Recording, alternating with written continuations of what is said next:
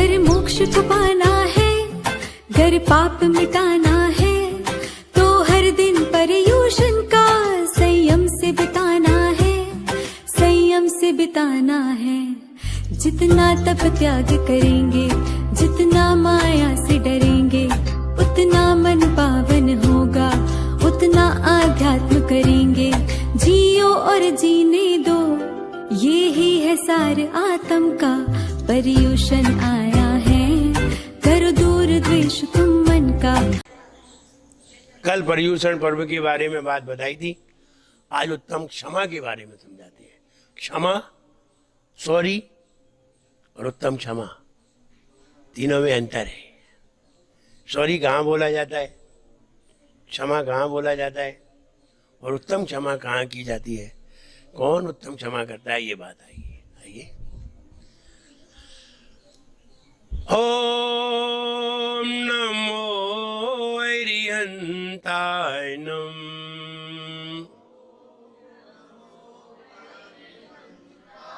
ओम नमो सिद्धाय नमः।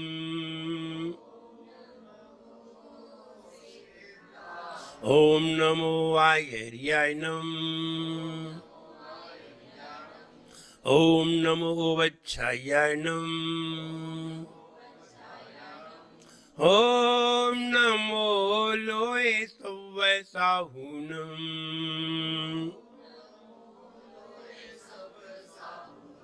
ओम नमो लोए सव्वै साहुनम।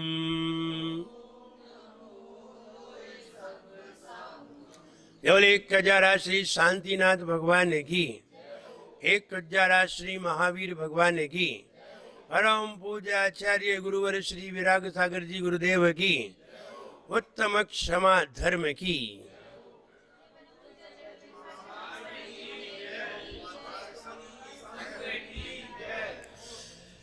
क्रोध जलाता अपना घर, यहाँ काटता अपने पर।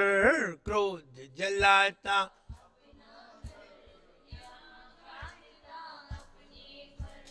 क्रोध जलाता अपना घर, यहाँ काटता अपने पर। क्रोध जलाता,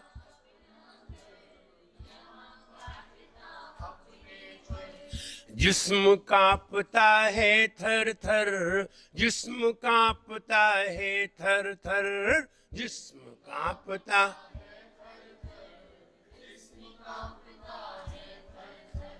क्षमा गुणों को लाती है, जीवन को महकाती है। क्षमा गुणों को,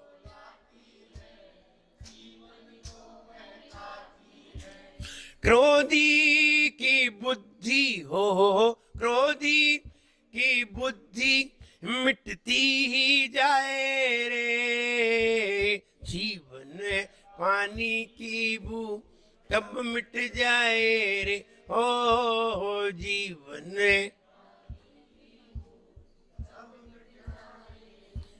होनी अनहोनी हो, होनी अनहोनी कब क्या घट जाए रे।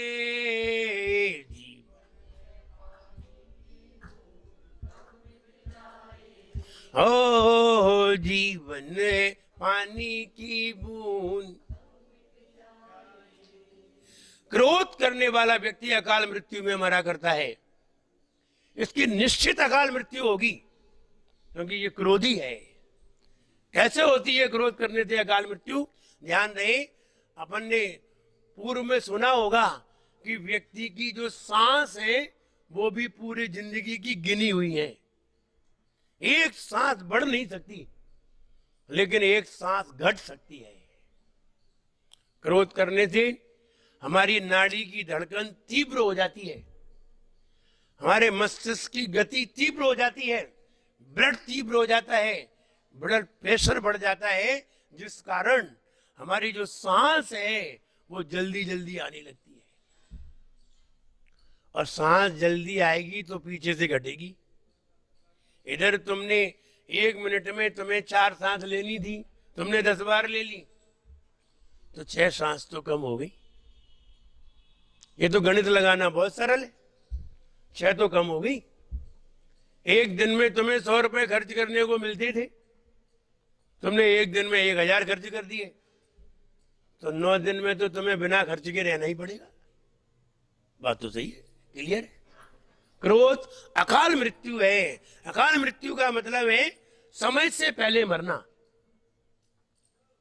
समय से पहले मरना। आपको 60 साल की उम्र मिली है और आप कहीं 50 साल में मृत्यु को प्राप्त हो जाए, 40 में हो जाए, 30 में हो जाए, 35 में हो जाए, एक्सीडेंट में मर जाए, दुर्घटना में मर जाए, यही अकाल मृत्यु है।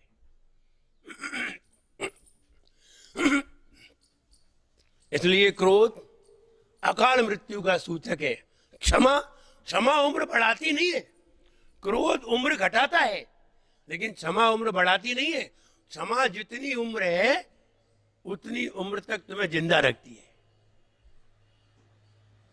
इसलिए एक क्षमा ही है जो सबसे बढ़िया टॉनिक है, सबसे बढ़िया दवा है कि तुम्हें पूरी जिंदगी तक जीवन देती है। वरना कोई भी दवा ऐसी नहीं है जो तुम्हें पूरी जिंदगी को जीने के लिए तत्पर रखे या जीना तुम्हें जलाती रहे, ऐसी कोई दवा नहीं है। लेकिन क्षमा एक ऐसी दवा है जो क्रोध को भी कमजोर करती है, क्रोध को भी मिटाती है और हमारे अंदर ऐसा गुण पैदा करती है कि हम ऊर्जा पैदा करती है, ताकत पैदा करती है कि हमें कमजोर न बना के ताकतवर बना देती है। इसलिए ये कहा है क्षमा वीरस्य भूषणम, क्रोध नहीं कहा। ताकतवर तो वो होता है जो क्रोध दिखाता है, कमजोर तो वो होता है जो जिसे क्रोध नहीं आता है। नहीं, क्षमा वीरस्य भूषणम, क्षमा वीरों का आभूषण है। इसका मतलब है क्षमा में वो शक्ति पैदा होती है और क्षमा ही है जो तुम्हारे अंदर निर्मलता पैदा कर देती है। क्षमा अपने मन को इतना पवित्र बना देती है कि हमारे मन में जरा सी भी कसाय नहीं रह पाती, सिर्फ क्षमा है। अब क्षमा में भी उत्तम क्षमा है। आप उदाहरण देखिए, आप अगर बस में बैठे हुए हैं, आप ट्रेन में बैठे हुए हैं, आप कहीं किसी सीट पर बैठे हुए हैं, आप पिक्चर हॉल गए हैं, पिक्चर हॉल में किसी सीट पर बैठे हुए हैं और आप आराम से बैठे हैं, टिक गए हैं। अचानक कोई व्यक्ति वहां से निकले, गुजरे और गुजर के कहीं उसका पैर अथवा उसका कहीं हाथ या उसका पैर तुम्हारे पैर पे लग जाए, उसका पैर तुम्हारे पैर से लग जाए या कहीं भी लग जाए, तो वो क्या बोलता है? आई एम सॉरी। अगर सॉरी नहीं बोले तो तुम क्या बोलोगे? वो सॉरी ना बोले तो तुम क्या बोलोगे? नवीन जी बोले फूटी है, दिख नहीं रहा है, एकदम क्रोध आ जाएगा। उसके सॉरी बोलने से तुम्हारा क्रोध शांत हो जाएगा। I am sorry, no mention, कोई बात लग गया तो कोई बात। अगर वो गूंगा हो, अब क्या बोलेगा? ए तो करेगा नहीं, ए की तो तुम्हें गुस्सा आ जाएगी। एक तो ठोकर मार दी, ऊपर से ए कर रहा है, तो गूंगा होगा तो क्या करेगा? विनोद भैया, सारी ट्रिक हमें मालूम होना चाहिए, कल हम ही गूंगे हो गए तो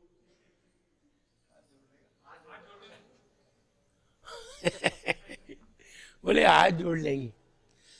हाथ भी नहीं जोड़े, अगर आप जा रहे हैं, हम टाकीज में कहाँ हाथ जोड़े, किसी हाथ जोड़ने के लिए टाकीज थोड़ी जाते हैं। तो धीरे से उसकी अगर पीठ पे भी ऐसे हाथ रख दे, हो गई आई एम सॉरी। तुमने बोला नहीं, पीठ पे हाथ रख दिया ऐसे, सॉरी हो गई। ये भी एक तरीका है। तीसरा तरीका आता है क्षमा का। ये तो बहुत छोटे छोटे तरीके हैं। तीसरा तरीका आता है क्षमा का। तो क्षमा कब करे? बोले हमेशा करो। बोले क्यों करे? हम किसी से नाराज भी नहीं हुए, हमारी किसी से लड़ाई भी नहीं हुई, तो क्षमा क्यों करे? क्षमा तो तब करेंगे जब हमारी किसी से लड़ाई होगी। तो किसी से तुम्हारी बुराई है, किसी से तुम्हारी वैमनस्यता है, किसी से तुम्हारी शत्रुता है, उस समय आप उससे कहते हैं भाई साहब क्षमा करना, इसे क्षमा कहते हैं। अपनी गलती को स्वीकार करके सामने वाले से वैमनस्यता को मिटाना क्षमा है। ये क्षमा है जो हम क्षमा वाणी पे करते हैं। अब उत्तम क्षमा देखिए, ये सबसे ऊंची चीज है। क्रोध को भी समझिए, हमें क्रोध तो क्षण क्षण में आता रहता है, और क्रोध क्यों आता है ये भी तो जानिए। आखिर क्रोध आया क्यों? क्या जरूरत थी क्रोध आने की? क्या क्रोध तुम्हारा स्वभाव है? नहीं, फिर क्यों आया? क्रोध से तुम्हें इतना लगाव है कि तुमने उसे स्वभाव ही बना लिया। किसी किसी को तो जरा जरा सी बात पे गुस्सा आ जाती है। पत्नी जरा सा कोई काम ना कर पाए तो गुस्सा आ जाती है, बच्चे जरा सा काम डिले करते तो गुस्सा आ जाती है। भाई आपको गुस्सा क्यों आ रही है, आप ये तो बताओ। हम बड़े हैं तो क्या गुस्सा के लिए? बड़े लोग गुस्सा नहीं करते।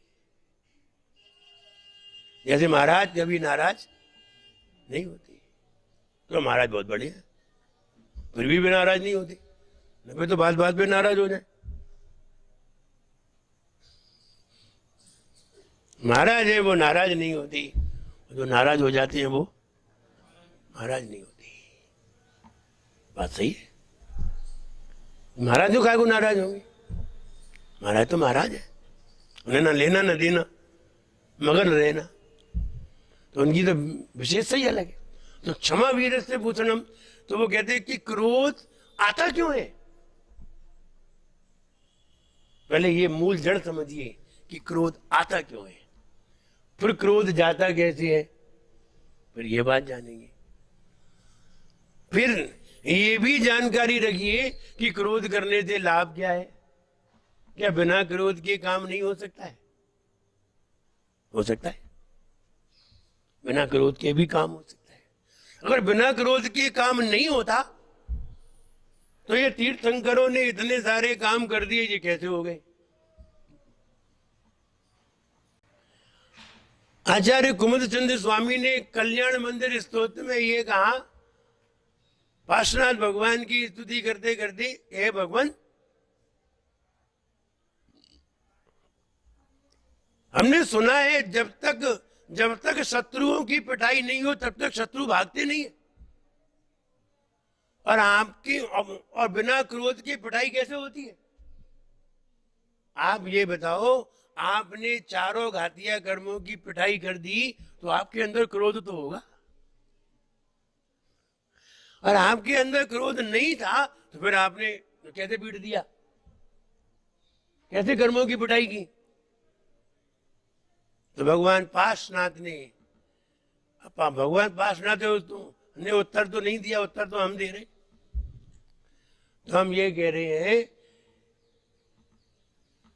कि ठंडा लोहा ही गर्म की पिटाई करता है, गर्म लोहा ठंडे की पिटाई नहीं करता है। ठंडा लोहा गर्म लोहे को जैसा बनाना है वैसा ही ठोक देता है। कुल्हाड़ी बनानी है तो कुल्हाड़ी बना देता है, फरसा बनानी है तो फरसा बना देता है, घन बनाना है तो घन बना देता है, लेकिन पिटता गर्म ही है, ठंडा नहीं पिटता। ठंडा तो पीटता है, ठंडे की विशेषता है। तो ऐसे ही क्रोध से भी कर्मों की पिटाई होती है, लेकिन क्षमा की ठंडी आग से भी कर्मों की पिटाई होती है। इसलिए क्षमा भी कर्मों का नाश करती है। क्षमा ठंडी अग्नि है और क्रोध गरम अग्नि है, लेकिन गरम अग्नि से कभी कभी काम नहीं बनता, ठंडी अग्नि से बहुत जल्दी काम बन जाता है। ठंडी अग्नि बहुत फायदेमंद है। घर में आदमी है ना, वो गरम अग्नि है, और महिला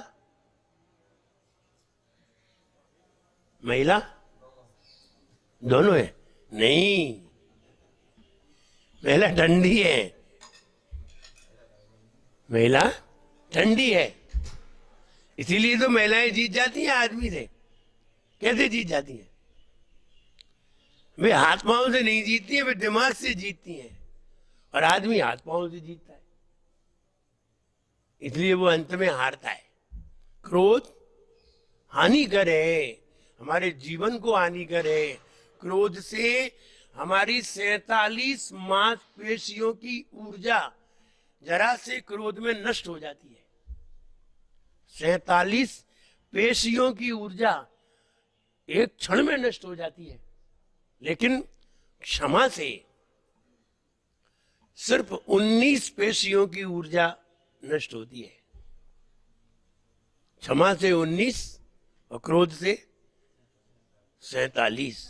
इसका मतलब है 28 पेशियों की ऊर्जा क्षमा से रिजर्व हो जाती है और धीरे धीरे बढ़ती जाती है।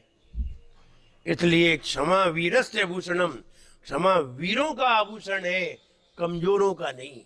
क्षमा वो करते हैं जो बहुत ज्ञान से ताकतवर है, क्रोध वो करते हैं जो ज्ञान से ताकतवर नहीं है। इसलिए क्रोध करना चाहिए, कहां करना चाहिए? परिवार में। आप समझ लीजिए, क्रोध नहीं करना चाहिए, गुस्सा करना चाहिए। और गुस्सा और क्रोध में क्या अंतर है? अंतर है। गुस्सा और क्रोध में अंतर है। गुस्सा व्यवस्था रूप है, क्रोध कषाय रूप है। बच्चा है, बच्चा ने, आपने बच्चे की ट्यूशन लगा दी, बच्चे को पढ़ा रहे हैं, बच्चे को बढ़िया कॉलेज में भेजा, बच्चा पढ़ता नहीं है, आप क्या करोगे? क्षमा करोगे? नहीं नहीं, गुस्सा करेंगे, पढ़, और जबरदस्ती पढ़ाएंगे। वो बाहर मिट्टी में खेल रहा है तो डांटेंगे। अपने परिवार को, जो तुम्हारे अधीनस्थ है, जिससे तुम्हारे ऊपर उंगली उठती है, उसकी व्यवस्था करने का तुम्हारा अधिकार है। तुम्हें अधिकार दिया गया है, व्यवस्था करना है, क्रोध नहीं करना है। कोई बच्चे से बदला लेने का भाव थोड़ी होता है, बच्चे को संभालने का भाव होता है। संभालना व्यवस्था है, यहां गुस्सा की जाती है। लेकिन ये बात ध्यान रखिए, आप पड़ोसी से क्रोध करना चाहते हैं तो हम तो बस ये जानना चाहते हैं आप कितना क्रोध करना पसंद करेंगे। विनोद भैया, कितना क्रोध? Number 1, 1 minute. Number 2, 5 minute. Number 3, 10 minute. 1 घंटे, 1 दिन। कितना क्रोध करना पसंद करोगे? बोले आप तो ये बताओ कि 1 मिनट का क्रोध से हमें कितनी हानि है, 5 मिनट से कितनी हानि है, 1 घंटे से कितनी हानि है, 1 दिन से कितनी हानि है, आप तो ये बताओ। क्रोध में कुछ भी बोला जा सकता है नवीन भैया, कुछ भी बोला जा सकता है। सवेरे ही पति पत्नी में लड़ाई हो गई, उड़ते ही चाय के ऊपर। अब झगड़ा तो हो गया, अब कैसे निपटारा हो, और पत्नी से ही बिगड़ गई। अब तो ना चाय मिलना है ना भोजन मिलना है। तो उसने नहीं खाना बनाया, गुस्सा में आ गई, ना खाना बनाया ना चाय बनाई, और सवेरे 8:30 बजे ऑफिस जाना था, 9 बजे। अब बेचारे अब कैसे कहें कि चाय बना दो, तो गुस्सा में कुछ और बन जाए तो आफत। तो उसने नहीं कहा, कहा गए बन जाएगी तो ठीक है, नहीं बन जाएगी तो ऐसी जाएगी। तो वो नहीं बनी, ना भोजन बना, ना टिफिन लगा, कुछ नहीं लगा, आखिरकार भूखे जाना पड़ा। अब दिन भर भूखे लटके वहां ऑफिस में, तो वहां गुस्सा आ रही वो अलग, खा पी के आई नहीं तो गुस्सा तो वैसे ही आएगी। और क्रोध कौन कम जाए करता है? कमजोर लोग। कमजोर होते उन्हें क्रोध बहुत आता है। ताकत मोटे लोगों को क्रोध नहीं आता है। मोटे लोग हंसमुख होते हैं, दिल खुश होते हैं, और पतले लोग तांतरी होते हैं, तैयारी रखे रहते हैं। नहीं उनसे कुछ कह के तो देख लो। और जो मोटे होते हैं भी, अब तुम्हें ये भी जान लो कि मोटे लोग क्रोध क्यों नहीं करते, पतले लोग क्रोध क्यों करते हैं। भाई मोटे लोग होते हैं वो हंसते ही रहते हैं। वो पतला व्यक्ति मोटे व्यक्ति को बार बार परेशान कर रहा था, वो हंसते ही रहता। तो तो बोले हम तो इतना परेशान करते हैं।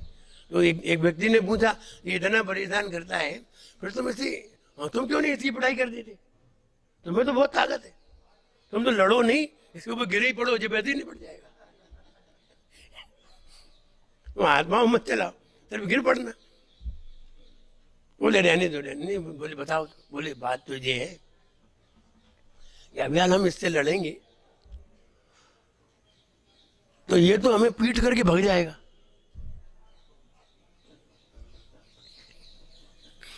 लेकिन हम तो भगवेंगे भी नहीं,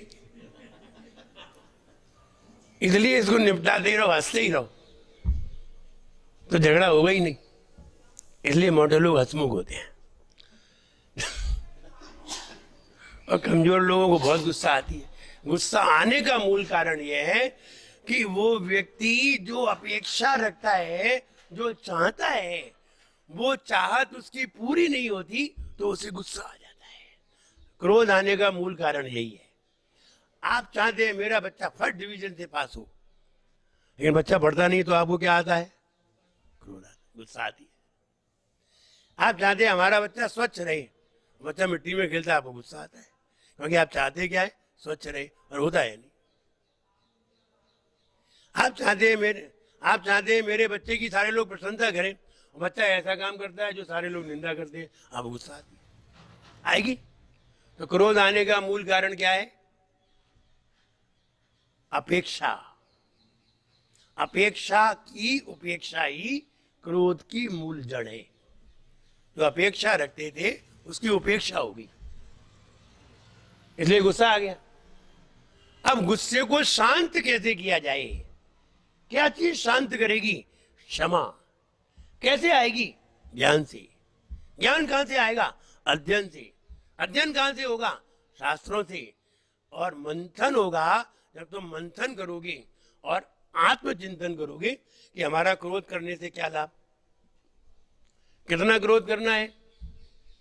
पहले टाइम निश्चित कर लो, विनोद जी कितना करना है? 1 मिनट, 2 मिनट, 5 मिनट, 10 मिनट, यह टाइम है या? हाँ, 1 घंटा। अब कौन से घंटे में करना है?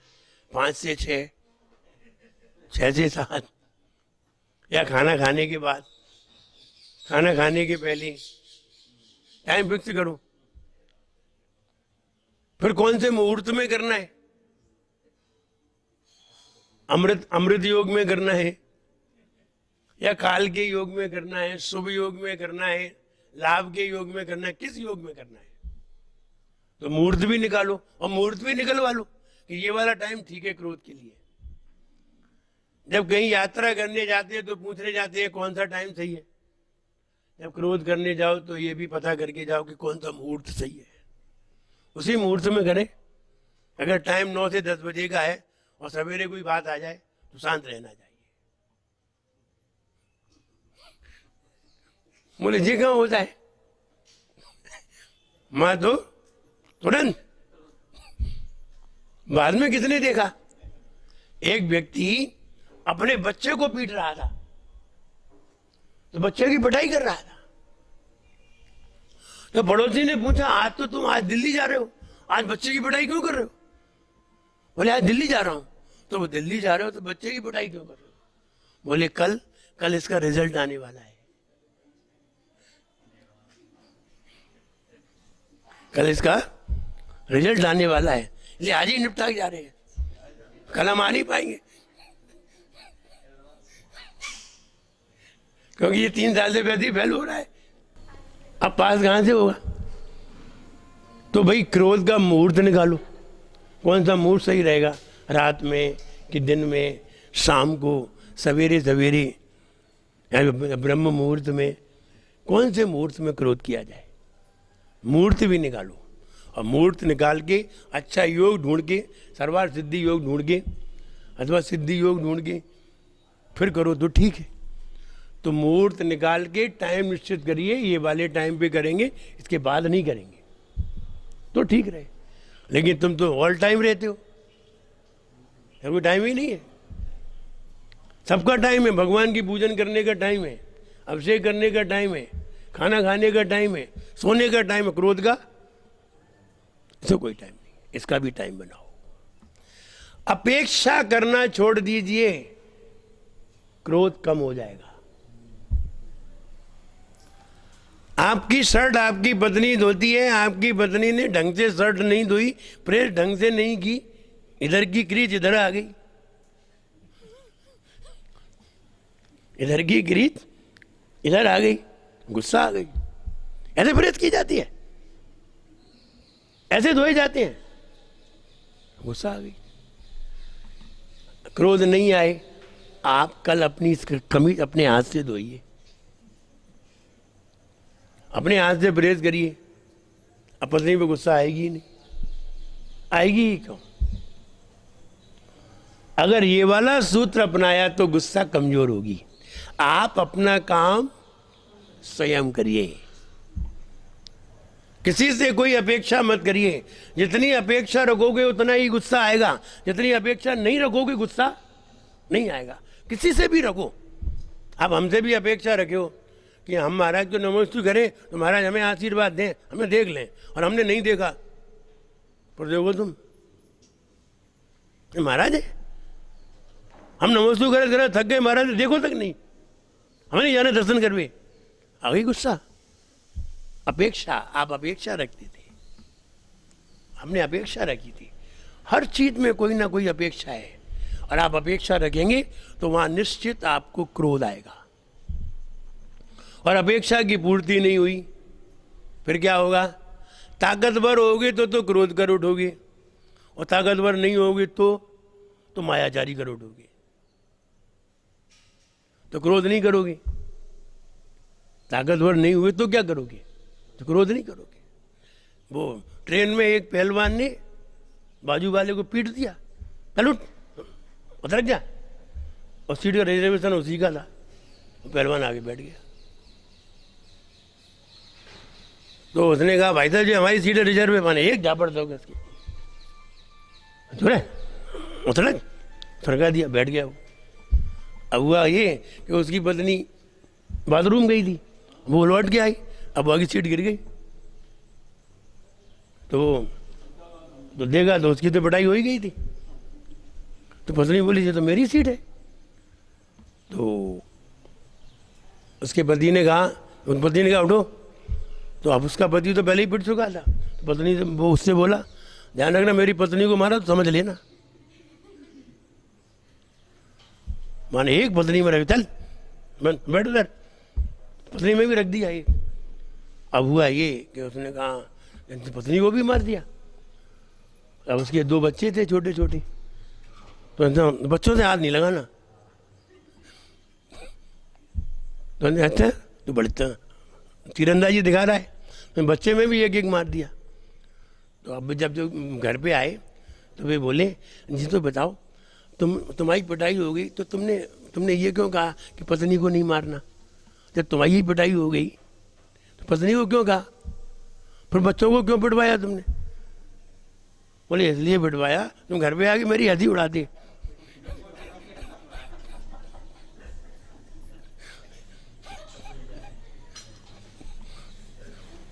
तुम कहते थे वो तुम पिटे, अब कोई नहीं कहोगे पिटे।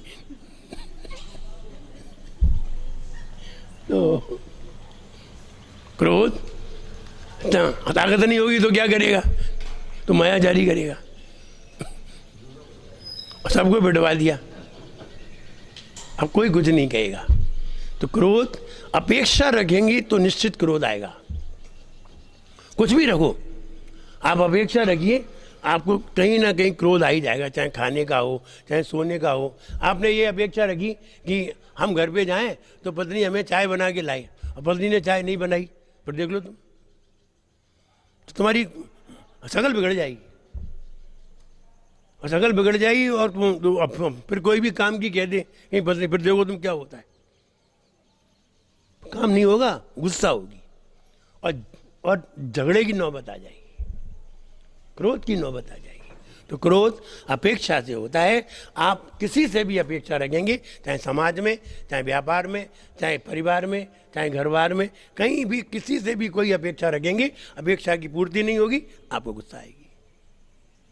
ये क्रोध की जड़ है। अब क्षमा कैसे होगी? अपेक्षा रखना बंद करेंगे, अपना काम स्वयं करेंगे, आपको क्रोध नहीं आएगा। अब क्षमा कैसे करेंगे? सामने वाला व्यक्ति कोई गलती कर देगा तो भी हम क्षमा करेंगे, क्योंकि गलती तो सभी से होती है। जानिए, ऐसा है कौन जिससे गलती नहीं होती? आप क्रोध कर रहे हैं, आपसे गलती नहीं हो रही, यही गलती है। क्रोध करना भी एक गलती है। अब इसकी क्षमा कौन करेगा? इसलिए गलती सभी से होती है, ये बात जानिए। सबसे गलतियां हो सकती हैं, चाहे छोटा हो, चाहे बड़ा हो, चाहे समान हो, कोई भी हो, सबसे गलतियां हो सकती हैं। इसलिए उस गलती को गंभीरता से समझा जाए और क्षमा किया जाए, कोई बात नहीं, होता है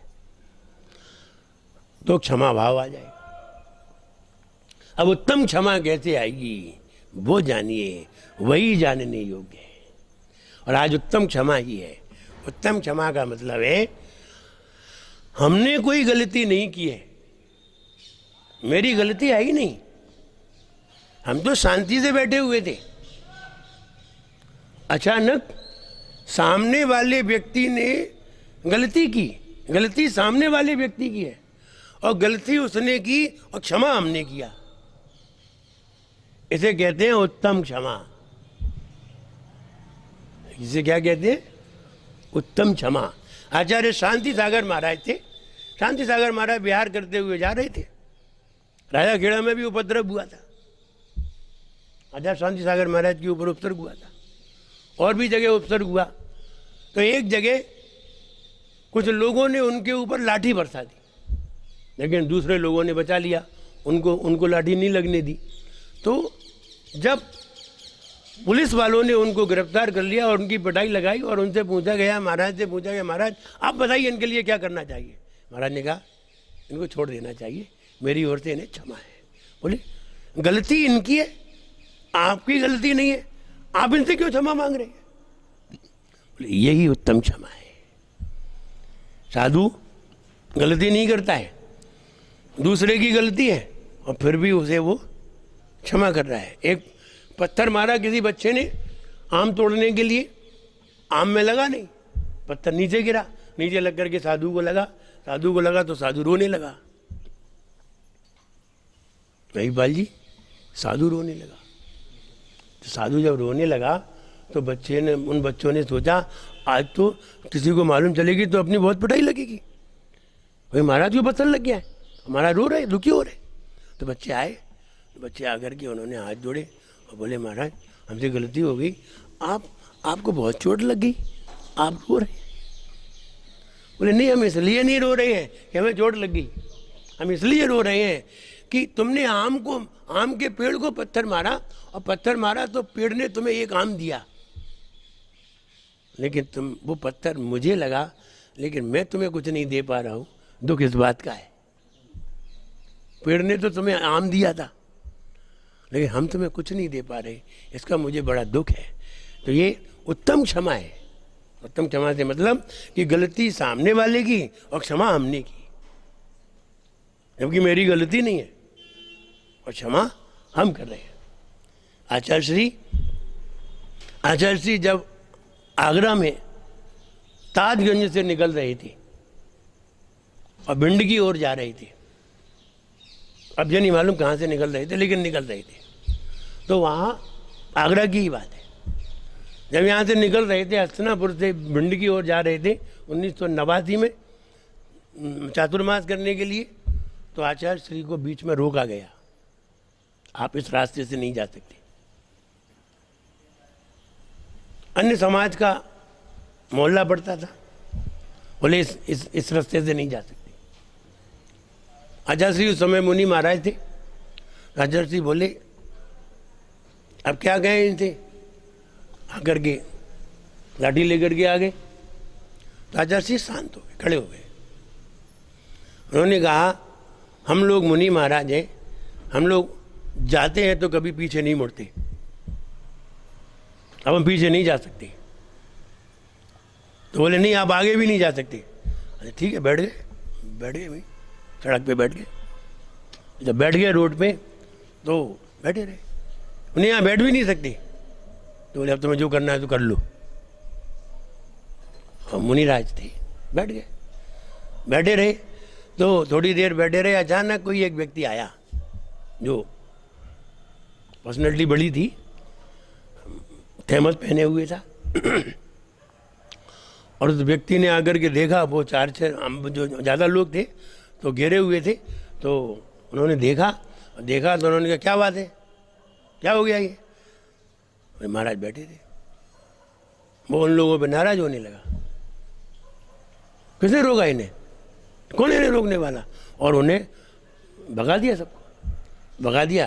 आचार्य जी ने आँख खोली, देखा वो व्यक्ति खड़ा था, तो आचार्य जी उठे और उठ करके फिर चल दिए, अपना मार्ग तय कर लिया। लेकिन वो व्यक्ति थोड़ी देर बाद गायब हो गया। तो कहने का मतलब आचार्य जी ने क्या किया, सबको क्षमा किया, हमें क्या लेना देना तुमसे, तुम कौन हो हम क्या जाने। और बिल्कुल सही बात है, जब नगर में जाते तो तुम कौन हो हमें तुम्हें क्या मालूम, तो हमें तो जानते हो कि महाराज है, और हम तुम्हें जानते, तुम श्रावकों को बस इतनी पहचान है, इसके अलावा हमारी तुम्हारी कोई पहचान नहीं है। तो वहाँ क्रोध नहीं आता है जहाँ कोई अपेक्षा नहीं होती। महाराज लोग घर का त्याग करते हैं, इसीलिए त्याग करते हैं कि घर में गुस्सा आ सकती है, दाल में नमक नहीं हो तो। घर में दाल अच्छी नहीं बने तो गुस्सा आ सकती है, रोटी अच्छी नहीं बने तो गुस्सा आ सकती है, सब्जी अच्छी नहीं बने तो गुस्सा आ सकती है, थाली फेंक सकते हैं। लेकिन हम अगर दूसरे के घर पे आहार करने जाएंगे तो बिना नमक का भी होगा तो चुपचाप खा के चले आएंगे, लेकिन नाराज नहीं होंगे। इसलिए महाराज घर का त्याग करते हैं, और घर का त्याग करके दूसरे श्रावक के यहाँ भोजन करने जाते हैं, इसलिए कि हमारे अंदर जो क्रोध आदि के संस्कार हैं वे सब नष्ट हो जाएं, और क्षमा भाव को अंतर में बढ़ाने के लिए, उत्पन्न करने के लिए वो निरंतर यही सोचते रहते हैं कि हम निरंतर उस क्षमा में रहें। क्रोध करना कहीं भी लाभदायक नहीं है। मुझे याद आता है, छोटा सा बच्चा 2 साल का 2 साल का बच्चा, और 2 साल का बच्चा खेल रहा था। पिताजी नई कार लेकर के आए, बढ़िया कार ला करके उन्होंने अपने उसमें कंपाउंड में खड़ी कर दी। तो बच्चा देख रहा था, तो बच्चा खेलते खेलते कार के पास पहुंच गया। कहीं जाने की तैयारी भी कर रहे थे, तो बच्चा को वहीं छोड़ दिया कार के पास, और सामान लेने घर पे अंदर चले गए। अंदर सामान लेकर के बाहर आए तो बच्चे के हाथ में एक पत्थर था। तो ऐसा पत्थर उसके हाथ में था, और वो पत्थर को बार बार ऐसे गाड़ी में मारा। आवाज़ आ रही थी, तो आवाज़ आ रही, उसे अच्छा लग रहा था, तो वो और पत्थर मार रहा था। बच्चे पत्थर मार रहा था, उसे अच्छा लग रहा था। अच्छा, तो वो और मारने लगा, तो कोई था नहीं, मम्मी पापा अंदर थे कमरे में, घर में, तो वो अपने खेला। तो हुआ ये कि पत्थर मारते मारते उसमें स्क्रैच आ गए। तो तब तक वो अंदर से सामान ले करके आए और देखा कि उसमें स्क्रैच आ गए। नई कार थी, और नई कार लेके आए और किसी ने ख़राब कर दी। तो उन्हें अब बहुत अपेक्षाएं होंगी कि हमारी कार को लोग देखें और कहें कि हाँ बहुत अच्छी कार है, सुंदर कार है, क्या चमक रही है कार, ये वाली अपेक्षाएं तो होती हैं।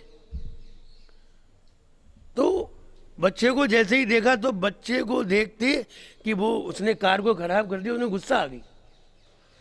तो उन्होंने बच्चे से वो पत्थर छुड़ाया और बच्चे के हाथ में ही दे दिया, यहाँ लग गया। अब पिताजी की तो ताकत ज़्यादा है, बच्चे की ताकत कम है, और छोटी छोटी उंगलियां। तो जब जोर से पत्थर यहाँ लगा, तो जोर से लग गया, उसको अंदर हड्डी में चोट लग गई, खून आ गया, तो रोने लगा। तो उसकी माँ ने उठाया, पुचकारा, उसको दवाई लगाई, ठीक किया, दवाई कराई। लेकिन उसके ऐसी जगह पत्थर लगा, उसके शरीर की ऐसी स्थिति होगी कि उसकी जो उंगली है ना, तो ज़्यादा चोटिल हो गई, और इतनी चोटिल हो गई, इतनी घायल हो गई कि धीरे धीरे वो उंगली गलने लगी, ठीक नहीं हुई। काफ़ी इलाज कराने के बाद ठीक नहीं हुई। हुआ ये, अंत में जब उंगली गल गई और कैंसर का डर आया तो डॉक्टर ने कहा इसकी उंगली काटना पड़ेगी। उसकी ये 4 उंगली काट दी गई, राइट हैंड 4 उंगली कट गई। जब 4 उंगली कट गई, अब इलाज कराया। इलाज के दौरान बच्चा ठीक हो गया, हो गए 4-5 महीने हो गए, ठीक हो गया, दर्द भी ठीक हो गया। एक दिन बच्चा कार के पास खड़ा था, पिताजी भी खड़े थे, गोद में लिए हुए थे, माँ भी थी।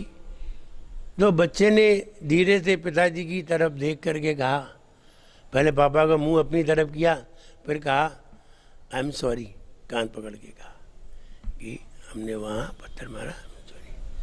कान पकड़ा उसने, दुखी हुआ, और दुखी क्या हुआ, कान पकड़ा, अब नहीं करेंगे ऐसा। फिर धीरे से बोला, पिताजी की तरफ देखे, पिताजी अब मेरी ये उंगली कब आएंगी, ये मेरी उंगली अब कब आएंगी। बाहर हाथ दिखाया, पिताजी की आंखों में आंसू आ गए, रोने लगे, बोले इसकी जिंदगी में अब कभी उंगली नहीं आएगी। जरा से क्रोध का परिणाम क्या हुआ, जिंदगी भर रोए वो। जब भी उंगली देखते तो उन्हें वो याद आ जाता कि हमने इस बच्चे के भविष्य बिगाड़ दिया। तो कहने का जरा सा क्रोध कितना खतरनाक होता है। लेकिन जब अपेक्षाएं बहुत सारी रखते हैं ना कि हमारा ऐसा हो, हमारा ऐसा हो, फिर वो बस फिर गुस्सा आ जाती है। तो बढ़िया मोबाइल लाए, मोबाइल लेकर के आए, और बढ़िया मोबाइल लेकर के आए।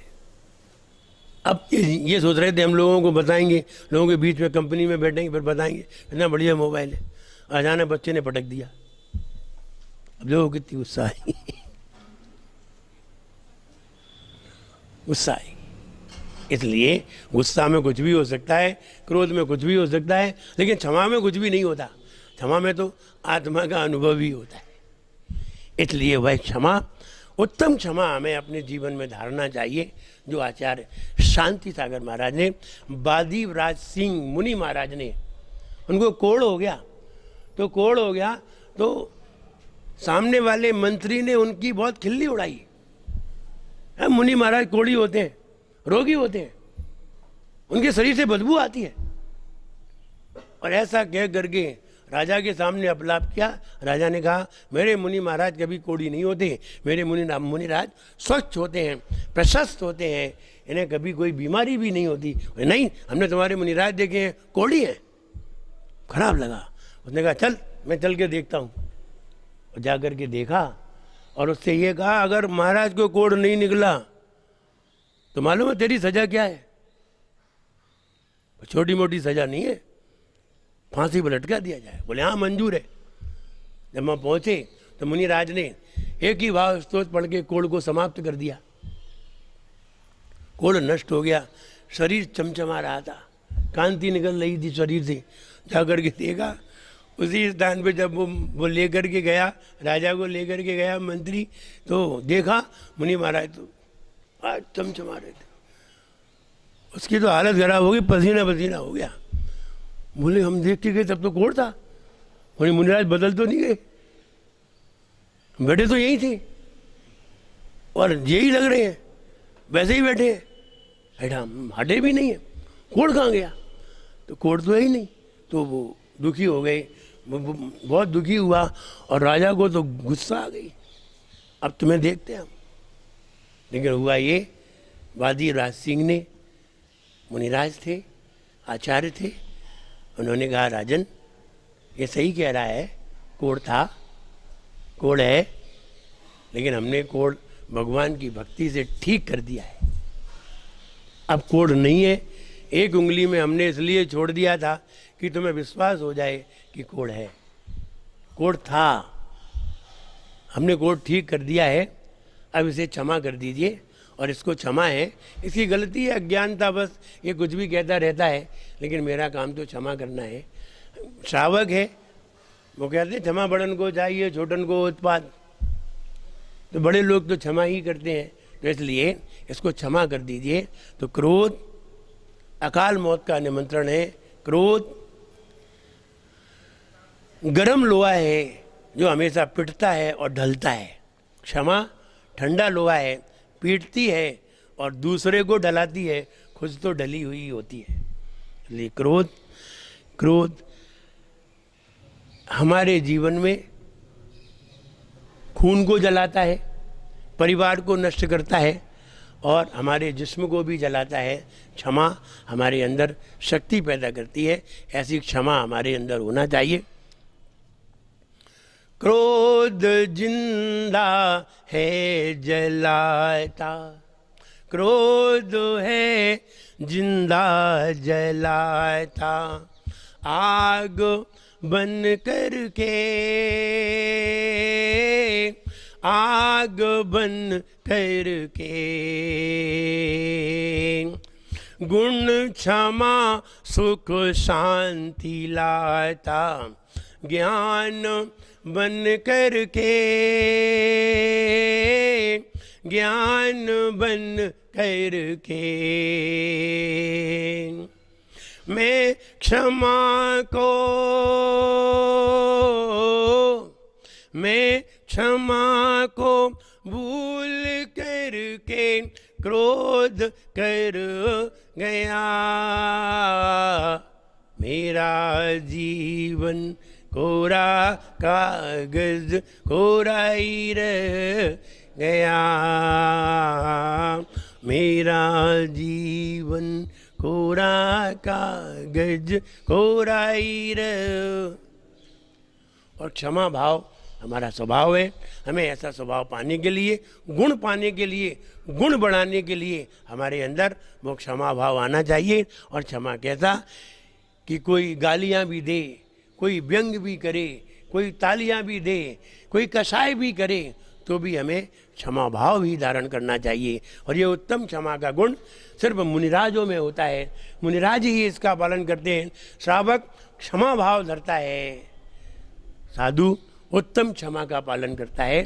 उत्तम क्षमा सर्वश्रेष्ठ आत्मा को निर्मल बनाने का एक श्रेष्ठ तरीका है। हमें उसका अभ्यास करना चाहिए, उसका गुणगान करना चाहिए और उसको पाना चाहिए। जब बोले उत्तम क्षमा धर्म की।